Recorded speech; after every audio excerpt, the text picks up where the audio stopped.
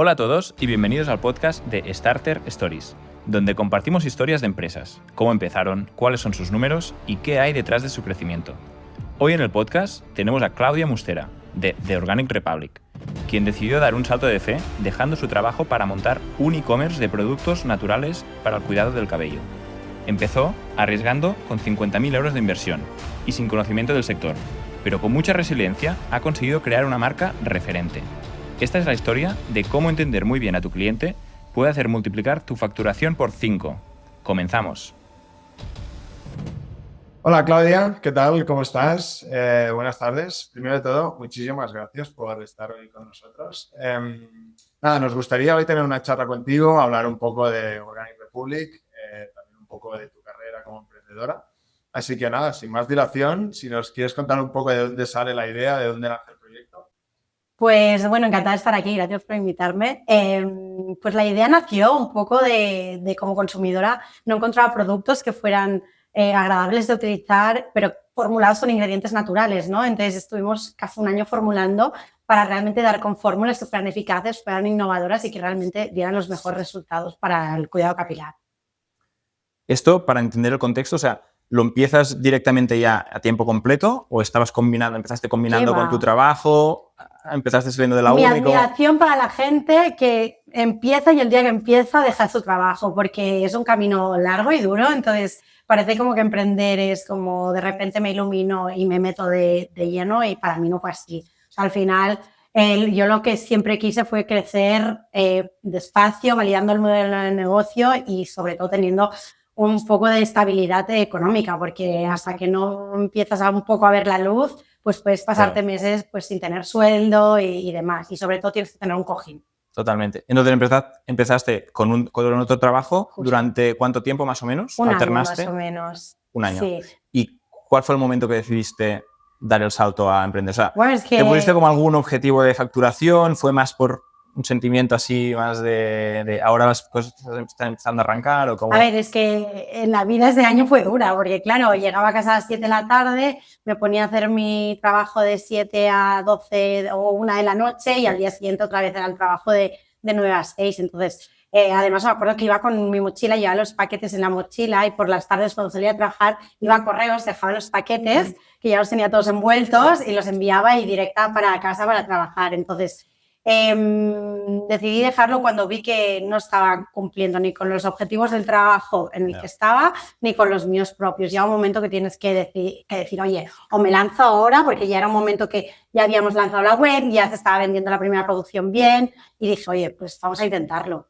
Claro, o sea, fue casi más un momento de o colapsa todo, o sea, si no me lanzo colapsa Justo. Todo, más que en plan, vale, ya tengo X facturación y... Justo. Y entiendo que empezaste tú sola o empezaste con alguna socia, socio. Empecé y sigo yo sola. ¿Y sigues tú sola? Sí, empecé yo. Muy bien. Y en cuanto a en estos comienzos, o sea, ¿tuviste que poner algo de inversión inicial para empezar o hiciste un poco sobre la marcha? O sea, ¿cómo fue los primeros pasos, digamos, para arrancar? Claro, los modelos de negocios enfocados en e-commerce, al final tienes que tener una inversión inicial, sí o sí, para financiar el stock. Entonces sí, puse todos mis ahorros básicamente, puse mis 50.000 euros en la empresa para, sobre todo esto, para empezar con producciones. Al principio hacía producciones muy pequeñitas, de 200 unidades más o menos, y luego fui aumentando producciones. Pero sí, empecé con esto, sobre todo para esto y para marketing, para crear la web, que la hice yo también. Jamás me había dicho una web, me puse con Shopify, creé la web y de ahí, pues sobre todo el 90% de la inversión era para financiar el stock. Ahí con todos los sombreros. ¿Y el producto inicial con el que empezaste es muy parecido al de hoy o ha ido cambiando, evolucionando mucho?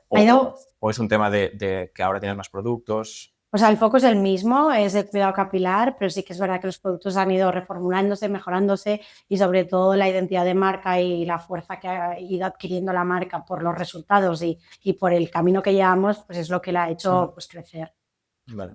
Cuando hablas de fórmula, ¿de qué hablamos? Porque es como un concepto un poco, yo me imagino en un laboratorio, ¿no? Alguien haciendo una fórmula, de aquí sale pues un producto, luego otro, lo pruebo, tengo una homologación. ¿Cómo funciona todo este proceso? Pues es bastante complejo, la verdad, y no lo supe hasta que no me metí en el mundillo.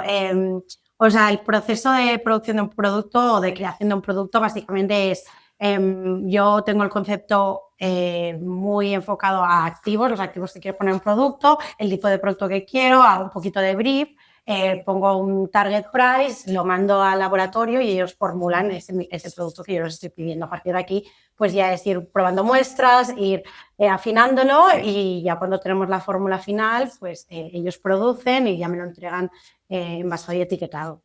Vale. Desde el primer momento hay un laboratorio con el que trabajas, Sí. ¿el mismo?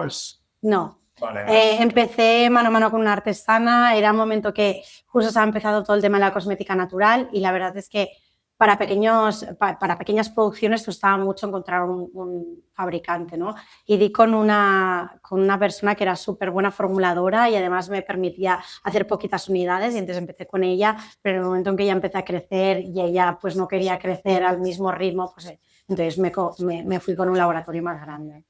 Porque una artesana, cuando dices artesana, entiendo que es como un laboratorio, pero alguien más pequeñito que lo hace más de forma manual, que no tiene tanta maquinaria industrial. Todo homologado y demás, claro, pero era una persona pues, que quería hacer pequeñas producciones y que era muy buena formulando. Entonces me ayudó como a los inicios. Totalmente. ¿Y el proceso de encontrar a esta artesana al principio fue muy complicado o lo encontraste así relativamente fácil? Por lo que te digo, las unidades mínimas eran muy altas y luego que a nivel de cosmética natural había muy poquita cosa en ese momento y yo quería sobre todo enfocarlo desde un punto de vista con extractos botánicos y naturales. Entonces sí me costó, pero me ayudó a empezar y arrancar. Cuando hablamos de productos naturales y orgánicos, o sea, para entender un poco, comparado con lo que podemos encontrar en el supermercado, lo típico que hemos consumido, ¿no? Te diría casi toda la vida. Productos convencionales. Productos convencionales. ¿Sí? ¿En qué se diferencia un producto orgánico natural del típico que hemos comprado? Pues que nosotros damos resultados a largo plazo. Es decir, muchas veces los productos convencionales tienen este efecto flash, que lo que hacen es que a primeras te parezca que te está dando un resultado brutal, pero que en 2-3 horas el cabello ya vuelve a estar pues sucio, apelmazado y demás. Entonces nosotros lo que buscamos es ir a la raíz y fortalecer la raíz para que vuelva a tener salud tu cuero cabelludo. Entonces buscamos estos resultados más duraderos a más largo plazo y que realmente se noten visualmente, ya que los tienes que utilizar al menos 2-3 semanas para ver resultados. Y entonces el proceso de fabricación es muy diferente de un producto. No, es más un tema de ingredientes. Sí. Vale. ¿Y cuáles son estos ingredientes? O sea, las principales diferencias entre un producto natural y un producto convencional, como dices. Bueno, depende. Por ejemplo, la cosmética capilar convencional sobre todo utiliza siliconas, sulfatos. Por ejemplo, una silicona se utiliza en mascarillas y sobre todo en desenredantes. Las siliconas derivan del petróleo. Entonces, lo que hacen es una capa sintética en cada cabello que no lo dejan respirar. Entonces, cuando no dejan respirar el cabello, lo que hace es generar más sebo, con lo cual te lo vuelves a lavar más, con lo cual vuelves a aplicar las siliconas y entras en este bucle del que cuesta mucho salir, ¿no? Nosotros no utilizamos ni siliconas ni sulfatos por este mismo motivo. Los sulfatos en sí, por ejemplo, no derivan de un petróleo, pero lo que son muy agresivos, muy irritantes. Entonces, por ejemplo, para nuestra principal patología, que es lo que nos hemos enfocado, que es pelo graso, los sulfatos lo que hacen es irritar. Entonces, cuando irritas, el cuero cabelludo reacciona generando más sebo y ahí se te engrasa más. Entonces, creas una disbiosis en tu cuero cabelludo, que al final es un desequilibrio de la microbiota capilar. Entonces, nosotros lo que buscamos es esto, ir a la raíz y generar, pues esto, que tengas una buena salud capilar. Y entonces, para entender, digamos, los fabricantes convencionales, ¿por qué usan estos ingredientes si son dañinos? Es porque entiendo que a corto plazo es lo que dices, que hacen un efecto más de reflejos o de luz o de algo. Sí. Imagino que acondicionadores y mascarillas no vais a utilizar. Normalmente utilizamos más las que tenemos el pelo largo, pero cuando tú te aplicas una silicona al momento, es el cabello como súper brillante y súper bien, pero enseguida este efecto baja. Entonces lo que buscamos con nuestros ingredientes es que sea mucho más duradero. Porque para entender un poco a nivel de productos, ¿qué categorías tenéis a día de hoy? O no sé cómo lo categorizas tú, si por tipos de... Nosotros nos hemos enfocado sobre todo en 3 categorías. La primera es para personas con el cabello graso, es decir, toda la línea de astringentes. Luego tenemos la categoría de redensificante, que es para devolver densidad capilar y para ayudar a que se te caiga menos el cabello. Y la tercera es nutritivo y anti-frizz, que lo que ayuda es a hidratar y a nutrir el pelo en profundidad. Y siguiendo con esto, ¿cuál es el que vende más o vuestro best seller? La rutina detox, que contiene el champú astringente y la mascarilla, que básicamente lo que hace el champú astringente es ayudar a regular tu cabello para que genere menos sebo y te dure más días limpio. Entonces, la función principal es esto, regular el exceso de sebo y alargar los días de lavado. Muy bien. O sea, entonces, ¿lavarse el pelo cada día es una buena práctica, dirías? O sea, depende. La respuesta es depende. Si te lo lavas con productos que mantienen tu cuero cabelludo sano y que no te irritan, pues no hay ningún problema. Pero si te lo lavas con otros tipos de productos que son más agresivos y que al final lo que te generan es esta disfunción en el cuero cabelludo, pues aquí sí es donde tenemos un problema. Pues nada, hablamos un poco ahora de toda la parte de ventas. Entonces, nos gustaría entender un poco cómo se estructuran las ventas en el e-commerce. Sí. Empezamos un poco distribución entre tienda física y online. Sí. Luego también nos puedes contar si trabajas solo B2C o si también tienes una parte de negocio B2B. Y también un poco expansión, ¿no? A nivel países, ¿en qué países opera Organic Repeat? Vale, pues os cuento un poquito. El 90% de nuestras ventas vienen de nuestro canal e-commerce, es ventas B2C, y el otro 10% a través de distribuidores internacionales y nacionales. Entonces, como nacionales tenemos distribuidores que luego distribuyen a tiendas y luego internacionales también tenemos distribuidores en China, en Taiwán, en República Checa y en Francia. Ya estamos trabajando uno nuevo en Estados Unidos. Entonces, al final los distribuidores lo que nos ayudan es, primero, a testar países nuevos, que esto es muy interesante, y segundo, a ganar volumen, porque al final nuestro negocio va mucho a volumen. Lo que necesitamos es poder producir más para poder bajar el coste de ventas y por ahí aumentar márgenes. Hablas de la mayoría de tus clientes son B2C, por decirlo de algún modo. Sí. ¿Cuál es el típico o la típica persona, entiendo que es más mujeres o hombres, no lo sé, que compra estos productos? Pues sobre todo son mujeres de entre 35 y 45 años. Al final esto lo que buscan es tener productos que sean sanos, que den resultados, porque al final hubo una época que parecía que iba aparte, ¿no? O sea, que o tenías un producto natural con ingredientes X o te ibas ya a algo convencional, efecto flash. Entonces nosotros lo que buscamos era juntar los dos mundos, es decir, que fuera funcional, que fuera fácil de utilizar, pero que a la vez fuera sano y que tuviera ingredientes naturales. Uh-huh. Y, o sea, a estas personas entiendo que les llegas la mayoría por canales de marketing digital típicos. O sea, sí, nuestros Facebook. Canales de captación son básicamente Meta.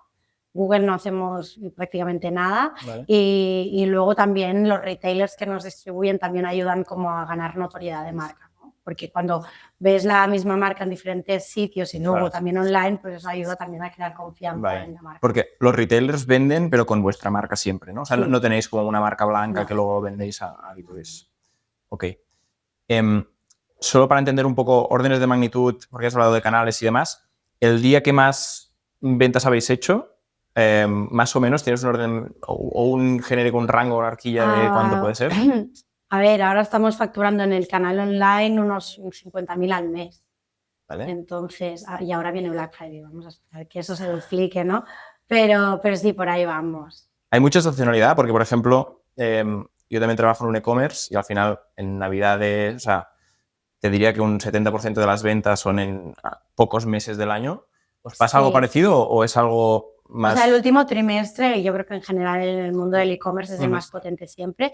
Y en cuanto a estacionalidad, este año justamente hemos detectado también que había estacionalidad en productos específicos, que ha sido como el primer año que hemos hecho como la vuelta entera como creciendo, porque llevamos un año creciendo el 15% cada mes, y este año ha sido como el primero que hemos detectado cierta estacionalidad en productos, que esto ha sido bastante interesante.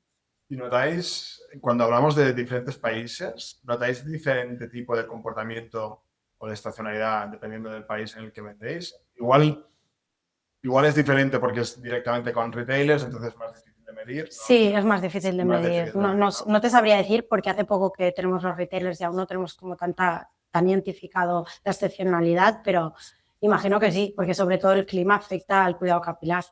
Claro. ¿Y cómo es el proceso de definir qué producto promocionáis y demás? Entiendo que lo veis a través de lo que decías de entender esto, qué productos son según el momento, qué productos se venden más, ¿no? O sea, es un poco lo hemos más testado sobre todo con Meta. Es que al final, cuando captas el público en digital, es muy fácil de medir.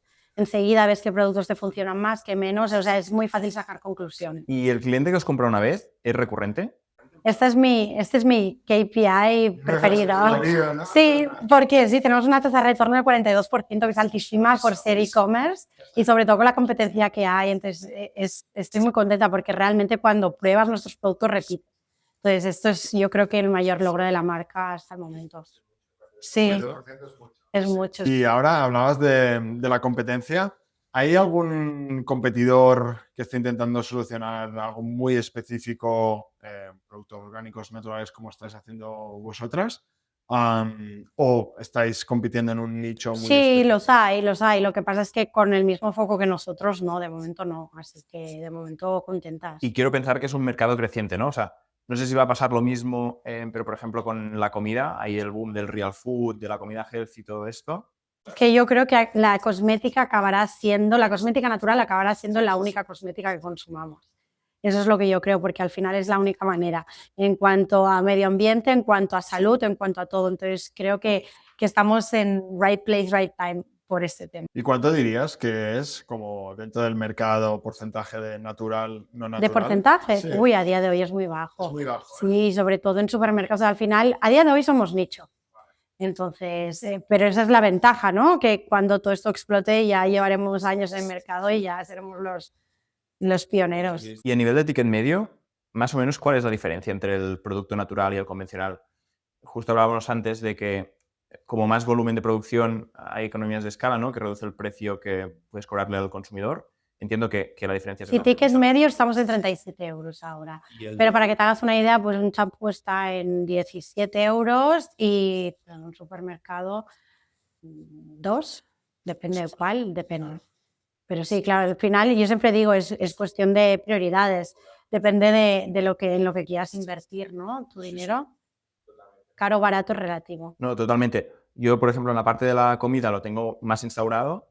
Aquí, justamente, una de las aplicaciones que me funciona muy bien es... Yuca.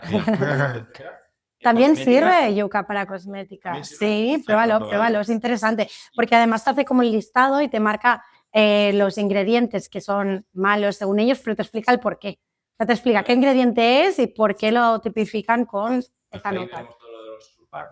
Justo. Pero pues tenemos que empezar a utilizar yuca también para la cosmética. Pasando un poco ahora a la parte más operativa, vamos a hablar un poco de cómo funciona, ¿no? Que desde que, por ejemplo, pues yo me meto, ¿no?, en el e-commerce y decido pues comprar un producto, ¿qué es lo que pasa? A partir de hago una compra, todo va bien, recibo el correo de confirmación, a partir de aquí, ¿qué es lo que pasa? Pues mira, nuestro reto más grande el año pasado fue encontrar una solución para la operativa, porque teníamos un almacén, entonces yo iba unas horas y tenía que hacer... ¿Es vuestro o es...? No, a eso iba. O sea, ahora ya no es nuestro, el año pasado sí. Entonces nos dimos cuenta que perdíamos mucho tiempo en tareas de poco valor añadido. Y en el momento que llegó Black Friday el año pasado, ya nos explico, fue un descontrol. Además, a nivel de stock, claro, nos quedamos sin stock de nuestros bestsellers porque, claro, no lo teníamos digitalizado. Entonces, ahí fue un punto de inflexión para decir, oye, tenemos que encontrar una solución. Y ahí encontramos un 3PL, un almacén 3PL que al final nos hacen todo.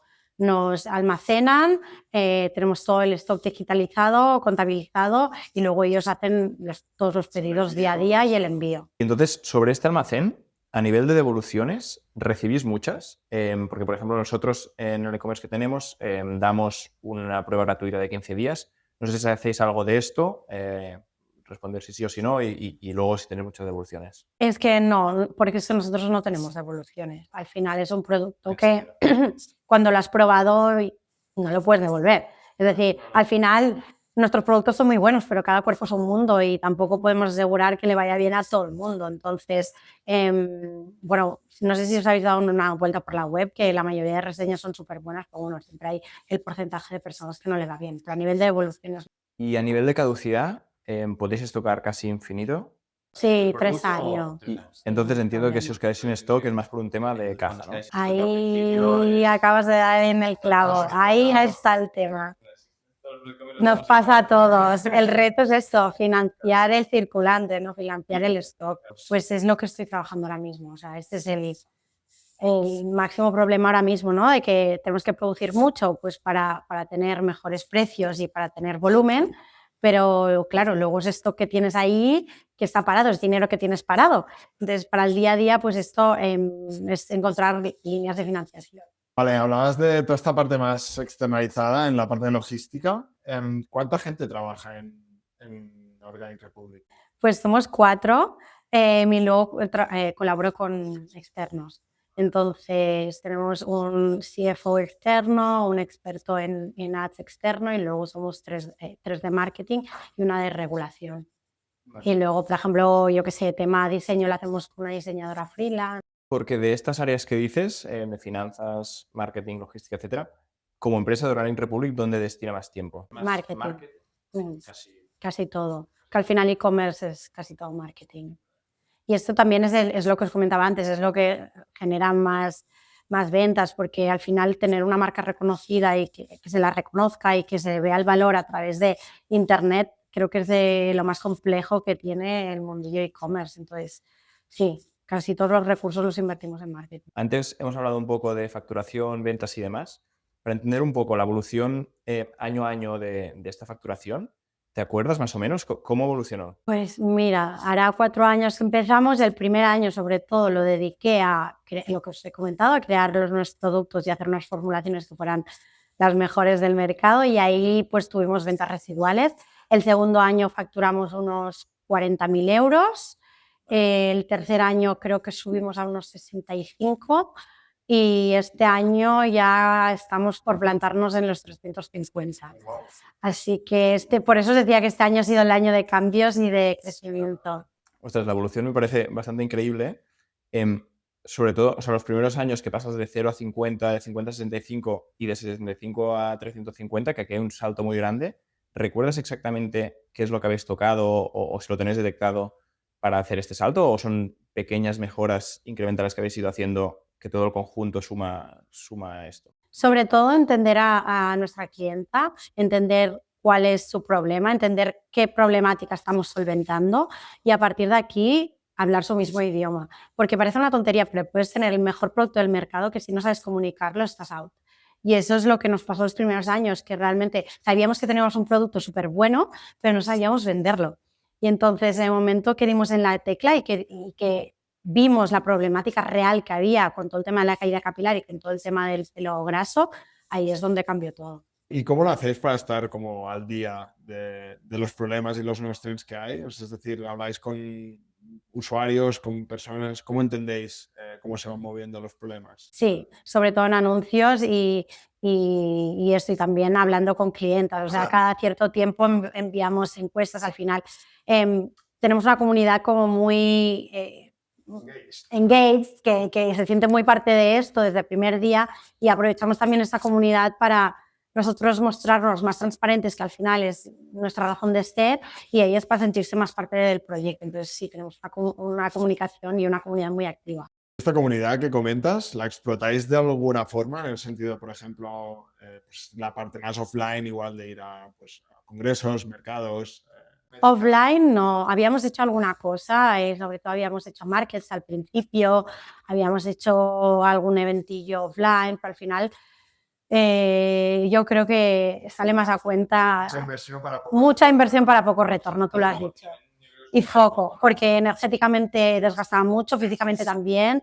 Y ¿cuál era el retorno? Tener 10 feedbacks, pues ostras, igual podemos hacerlo offline y online, y ahí llegamos al mismo punto con menos desgaste. Porque en cuanto a los markets, entiendo que no hacéis nada a día de hoy, pero ¿tenéis planeado hacer algo en el futuro? Sí, en un futuro sí. En un futuro nos gustaría también tener una tienda propia donde realmente se viera pues lo que es la marca y se respira los valores de la marca y etcétera, pero esto ya es, de momento hay que sentarlo bien, el modelo de negocio, y ahí ya ves. Vale, pues ahora que contabas un poco como este boom que habéis tenido, ¿no? Y que esta curva como que va muy para arriba, a nivel de escalabilidad, ¿habéis tenido algún challenge o alguna dificultad para poder asumirla?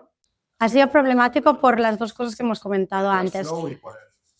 Por el cash flow y por el tema de de la gestión de los envíos. Entonces, por ahí el tema de los envíos lo lo arreglamos con todo el tema del almacén externo y con todo el tema del cash flow, es lo que estamos trabajando, ¿no? De líneas de financiación para realmente poder hacer producciones más grandes manteniendo un poco el cash flow positivo. Y aquí, para entender, ¿nos puedes financiar con los propios clientes? Para producciones pequeñas sí, o sea, es lo que hemos hecho hasta ahora, es como hemos crecido, al final hemos crecido muy bootstrap, o sea, nosotros no hemos ido con rondas de financiación de inversores y demás, hemos crecido muy bootstrap y así hemos crecido hasta ahora. ¿Y estos 50.000 del principio es todo lo que habéis invertido en la compañía? Hicimos una pequeña ronda en 2023, pero era de 50.000 euros, o sea, muy pequeñita. Básicamente era porque al estar yo sola lo que quería era Smart Capital, lo que quería era encontrar a inversores que me ayudaran a las decisiones más estratégicas y la verdad es que súper contenta por ese lado porque son inversores súper top que me ayudan en todo lo que necesito. ¿Y hay algo que no te deje dormir por las noches? El stock. Tengo que hacer una producción, espérate, ¿cómo pago esta producción? Que viene Black Friday y necesitamos mucho stock. Sí, sobre todo eso, la rotación, el estar pendiente del stock, nuevas referencias, cómo vamos a financiar estas nuevas referencias, cuándo las vamos a lanzar, sobre todo. Habías firmado con eso, ¿no? Hace un par de años que tu problema fuera este, Justo, ¿no? o sea, todo sea eso. Bendito problema. Bendito problema, justo. No, y además es que, ya te digo, el año pasado rompimos el stock de Estampos Vigente 2 veces. Entonces era como en plan, este año no nos puede volver a pasar, vamos a prepararnos bien, así que en eso estamos. Y entonces, cuando os quedáis sin stock, ¿hacéis alguna cosa? ¿Tipo un plan de comunicaciones o algo con los clientes? Ponerlo en preventa, continuar vendiendo igual, suicidarnos un poco, porque entonces tenemos 300 pedidos por sacar en 2 días. Y poner en marcha otra producción, porque además aquí yo creo que la clave es tener buena relación con los proveedores y esto es algo de lo que estoy súper orgullosa porque todos mis colaboradores tenemos súper buena relación y en ese sentido creo que es básico porque entonces si en algún momento dado, oye, pides más días de pago o lo que sea, normalmente te ayudan por ese lado. Porque más o menos, ¿qué tardan en producir? ¿Días? 3 semanas. Bueno. Lo que pasa es que siempre hay una materia prima que no nos llega, del envase que se ha quedado sin stock y va a tardar un poco más. Entonces, ya no es tanto el fabricante en sí, sino unir todas las piezas del puzzle. O sea, eso también es una cosa que me quita el sueño. Cuando, ¿sabes?, hacemos una producción nueva es poner todas las piezas juntas, porque es, por un lado, gestionar los envases, por otro, las etiquetas, por otro, el diseño de las etiquetas, por otro, la producción y ponerlo todo en marcha para que todo cuadre en las mismas fechas a nivel de cash flow y también de producción. Entonces, esto es un poco el challenge. Cuando dices producción nueva, ¿te refieres a un nuevo producto o a cualquier producto que ya tienes que habéis producido en la anterioridad? De cualquier producto. O sea, un nuevo producto le añades que tienes que hacer toda la parte de regulación además y que tienes que hacer el diseño de la etiqueta nueva. ¿Qué es lo más raro que os ha pasado? Qué pregunta más random. Lo tenemos que montar como pregunta random. Literal pregunta random. ¿Qué es lo más raro que me ha pasado? ¿Algún feedback de un cliente? Que me dejé un champú en la lata, ¿vale? Yo no sabía, en ese momento estaba aprendiendo, tenemos champú sólido, de hecho creo que hay uno por aquí, ¿vale? Que son una pasada, por cierto, porque no tienen agua y entonces son una pieza que lo que hace es hacer muchísima espuma, son súper fáciles de llevar y duran entre 80 y 100 lavados porque son concentrados. Entonces tenía uno de estos y claro, estos productos al ser naturales tienen que respirar, entonces no los puedes guardar mojados dentro de la lata. Y lo guardé mojado dentro de la lata, me fui de vacaciones de verano y ahí se quedó.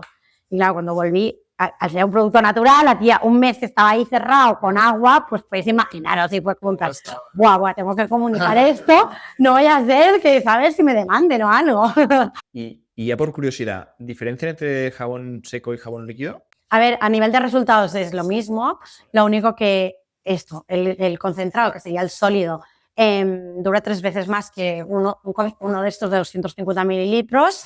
Viaja genial, no ocupa espacio, no pesa, se puede llevar, por ejemplo, en el avión, entonces es más práctico. Más practicidad que otra cosa. Lo único que la gente no los conoce, pues es una maravilla. Sí, no, yo la verdad, alguna vez lo he probado, pero no. Ya, ¿qué tal la experiencia? Bien. Es que me viene mucha gente rebotada por esto que os decía de la cosmética natural, que había muchas como artesanas que se habían enfocado en champús sólidos y realmente llegar a una formulación de un champú sólido buena cuesta muchísimo. Entonces veían los rebotados que me decían, ay, es que no hace espuma, es que me deja el pelo apelmazado, reseco, la experiencia no es buena y por eso nosotros dimos tanto énfasis en que la experiencia fuera como un convencional, pero con ingredientes naturales.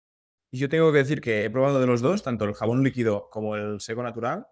El jabón líquido sí que realmente que el que probé yo por lo menos no hacía mucha espuma. Y luego el seco yo creo que es más un tema de uso porque sí que el que probé yo y demás hacía espuma y estaba bien, pero yo creo que es más por uso, o sea, a lo mejor cuesta más pasar de líquido convencional a seco natural, ¿no? Que hacer el paso intermedio del líquido Sí, luego al seco. total, es un proceso. Es un proceso. Y normalmente mi target empieza por cosmética facial, entonces ya cuando pasa a capilares empieza por el líquido y de ahí pasa al cabello. Sí. Muy bien. Bueno, Claudia, vamos llegando un poco al final del podcast y ahora nos gustaría hablar un poco de la persona, ¿no? De la persona más, de la parte más emprendedora y cómo ha sido toda esta evolución. Esta Claudia que comentabas que empieza pues con estos miedos, con esta primera inversión de 50.000 euros. Mirando para atrás, ¿cómo ves esta evolución que has tenido como emprendedora? Pues yo miro para atrás y estoy flipando, sinceramente. O sea, no me podía imaginar todo este proceso y todo este camino. Entonces, yo creo que solo por el camino ya me compensaría. Es decir, si por lo que fuera, que no, espero que no, pero tuviera que cerrar mañana, me voy con una experiencia de la bomba, de lo que he aprendido y lo que estoy aprendiendo, ¿no? Y entonces, creo que es un proceso muy duro, creo que no está hecho para todo el mundo, no es que yo diga que soy mejor que nadie, pero creo que, o sea, muchas veces he querido tirar la toalla, entonces a veces se asocia todo el tema del emprendimiento bueno, es que ser freelance es la bomba y haces lo que quieres y los horarios que quieres, y es justamente lo contrario. Y creo que hay un poco que desmitificar la figura del emprendimiento o del emprendedor, porque realmente es duro, es muy duro y sobre todo lo peor de emprender es la soledad, es decir, tomar todas las decisiones sola, muchas veces no saber si estás decidiendo bien, si estás por el buen camino, si no, porque la primera idea, la idea inicial, casi nunca acaba siendo la final, o sea, va pivotando mucho el negocio durante los años. ¿Y no te has planteado nunca añadir un socio o una figura con quien puedas respaldarte un poco cuando antes hablabas de los momentos de soledad, ¿no? Y tomar todas estas decisiones? Me lo he planteado, pero llegados a ese punto prefiero suplirlo con lo que os comentaba, Smart Capital, ¿no? Hacer pequeñas rondas que además me ayudan a financiar la empresa y que me den esta parte más estratégica que me ayuda también a abrir la mente, porque muchas veces estamos tan metidos en nuestro negocio que nos cuesta ver un poco más allá, ¿no? Entonces yo creo que por ese lado lo suplido. Ahora, si llegara alguien que fuera interesante, que complementara mi perfil, pues obviamente abierta. ¿Y qué es lo que te motiva a seguir adelante cuando pasas estos momentos de bajón que decías, ¿no? De soledad o cualquier otra cosa? ¿Qué es lo que te motiva a seguir adelante? No lo sé. O sea, he pasado por muchas bajonas y subidonas y depende. Es que yo es como una historia de amor con la empresa de verdad, ¿eh? O sea, en plan, tienes crisis, te metes en terapia porque quieres cerrar la empresa, entonces es como vuelves a estar motivado porque pasa algo que decías un retailer súper grande y vuelves a estar enamorada de tu empresa, entonces creo que es un poco, el símil es bastante simbólico, pero que a mí me da como esta visión de sí, y si en algún momento pues ya veo que esta relación no funciona y que seguimos por diferentes caminos, pues veré. Pero de momento, o sea, creo que es hacer la balanza de que haya más buenos momentos que malos, ¿no? Y de todos estos aprendizajes que dices, todo lo que nos has estado contando, si te tuvieras que quedar solo con uno, ¿cuál sería? O sea, solo uno, el que más te ha motivado. Creo que es un error que hice al principio, que fue que quería sacar muchas referencias. Entonces quería sacar muchos SKUs, o sea, muchas referencias, porque pensaba que mi clienta necesitaba novedad y necesitaba cosas nuevas y no, es el craso error. Enfócate en uno, dos, tres productos, hazlos fuertes y de ahí va metiendo más referencias. Entonces, que al final, hasta que no tienes una base de datos un poco grande, no tiene sentido estar trabajando para una base de datos de 1000 personas. Entonces, claro, eso a nivel de cash flow, pues me afecta a día de hoy, ¿no? También, o sea, de hecho, he sacado varios productos y de momento estamos dejando la línea como más estructurada para lo que realmente funciona y enfocarnos en estos productos que no ir sacando nuevas referencias. Este año sacaremos una referencia, pero hace 2 años que no lanzamos nada. Entonces, esto para mí fue un aprendizaje heavy. ¿En total cuántas tenéis de referencia? Ahora tenemos unas 12. ¿Y entonces tenéis varios productos por problema o solo un producto por problema? No, un producto por problemas, sí. Sí, porque nos hemos ido eliminando los que no funcionaban o los que canibalizaban otros. ¿Y tienes algún día que digas, buah, ese día vi la luz y a partir de ahí tuve claro que iba para adelante o como el día más feliz desde que estás con el proyecto?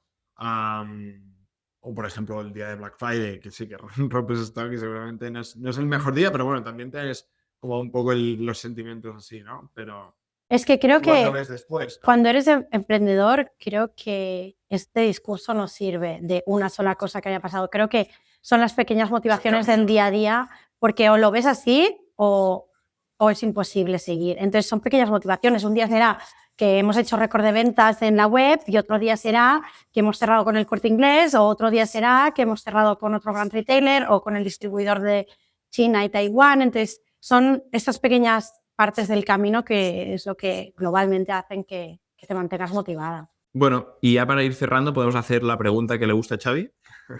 Bueno, a ver, nos gusta a los dos, ¿eh? Bueno, básicamente es una pregunta que nos gusta hacer a todos nuestros invitados y básicamente es ponerte en una situación en la que imagínate que un player más grande viene y te hace una oferta, en este caso pues de unos 2 millones de euros y te compra The Organic Republic. ¿Qué hace Claudia? ¿Cuál es la decisión que toma Claudia? Pero espera, antes de que contestes, te voy a poner otro condicionante y es que en este caso no solo que haces la venta, sino que además no te dejamos que vuelvas a emprender nunca más. 2 millones de euros y no volver a emprender, o sea, no, adiós. No, yo creo que aunque el importe fuera más grande, no volver a... Es una referencia, pero... Vale, bueno, vale, pues no volver a emprender no creo que te lo compre. O sea, la parte que más me gusta del proyecto, yo siempre digo, si pudiera dedicarme a algo toda mi vida, sería a crear empresas y luego que las gestionara otro. Pero el proceso de creación, de tener una idea nueva, de llevarla a cabo, de probar, de testar y luego ya la gestión lo paso, pero toda esta parte a mí me flipa. Entonces, no creo que pudiera dedicarme a otra cosa, la verdad. Vale, entonces nada, nos llevamos los 2 millones de euros. Guarda la bolsa. Pero yo tengo fórmulas. Vamos a hablar, por eso no te los lleves los 2 milloncitos. Yo te digo dónde invertirlos. Oye, pues Claudia, muchas gracias por venir aquí, por compartir tu historia con nosotros. Gracias a vosotros. Hasta la próxima. Hasta la próxima. Gracias a vosotros.